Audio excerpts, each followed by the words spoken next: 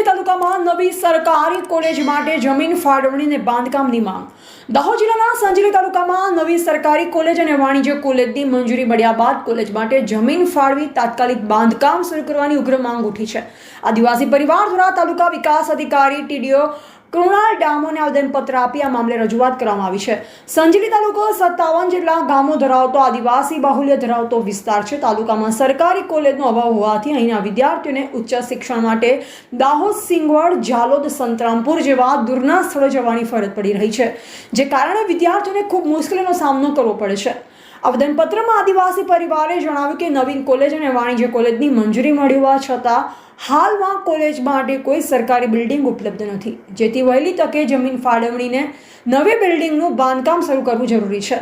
આનાથી સંજેલી વિસ્તારના વિદ્યાર્થીઓને પોતાના તાલુકામાં જ નજીક શિક્ષણ મળી રહે છે। આ ઉપરાંત આવેદનપત્રમાં એ પણ માંગ કરવામાં આવી છે કે કોલેજનું સંચાલન કોણ કરી રહ્યું છે અને હાલમાં કોલેજ ક્યાં ચાલી રહી છે તે અંગે પણ તાલુકાની જનતાને જાણ કરવામાં આવે।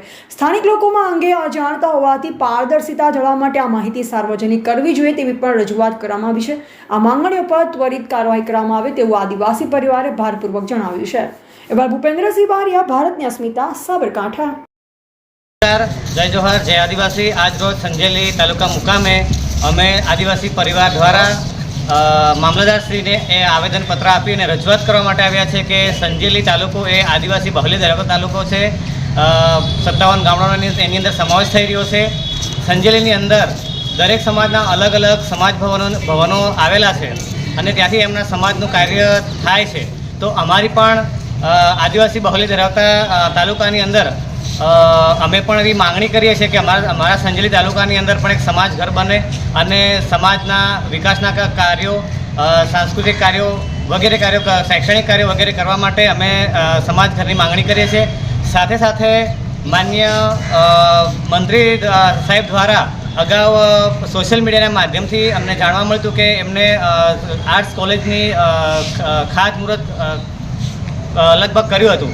તો એ કોલેજની જમીન ક્યાં ફળવાય અને ક્યારે બનશે એની પણ અમે માંગણી કરીએ છીએ। સાથે સાથે 9મી ઓગસ્ટ આવી રહી છે, તો આજ રોજ અમે સૌ આદિવાસી પરિવાર વતી મામલતદારશ્રીને જાણ કરીને આવેદનપત્ર પાઠવીએ છીએ। આપનું નામ? અલ્પેશ ચારેલ।